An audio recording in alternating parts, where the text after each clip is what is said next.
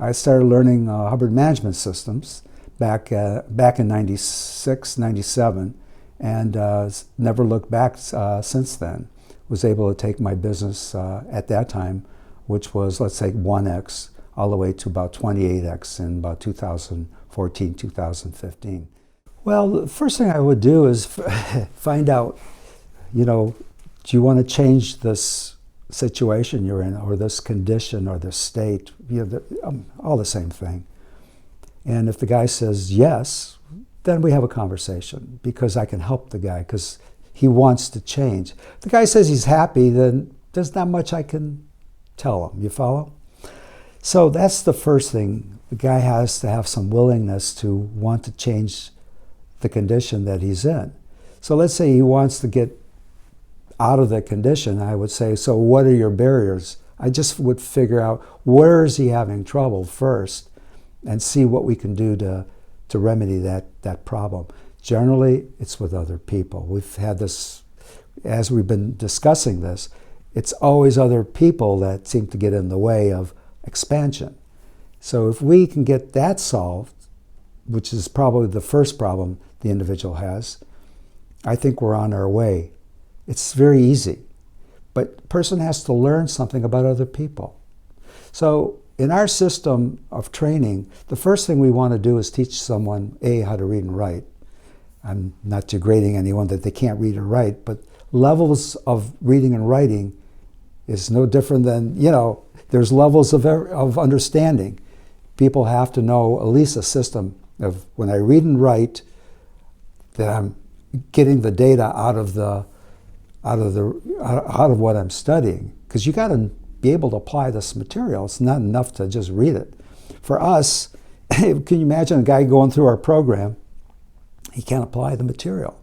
That's a disappointment. So I got to make sure the guy can read and write, and not only that, he can apply the material. It's so crucial.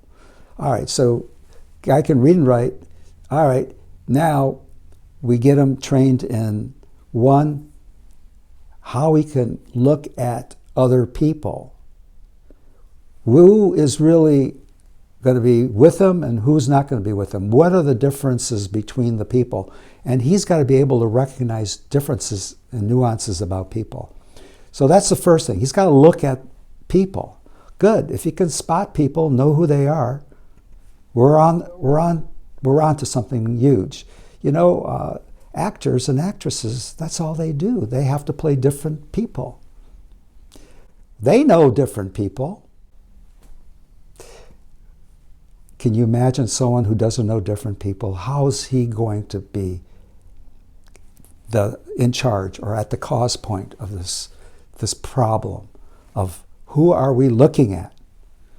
If you can't do that, you're not on your way to success. You're on to your way of, back to what you've been doing. So first, know people. Second of all, there's good people and bad people. Wouldn't it be nice to know who the good ones are and the bad ones are?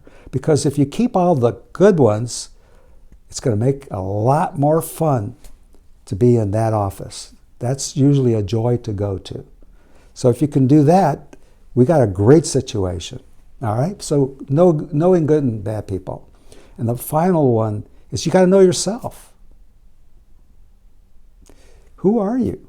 What are you all about? If we can't figure that out, or the individual can't figure that out, it puts him at a disadvantage. He's got to know who he is.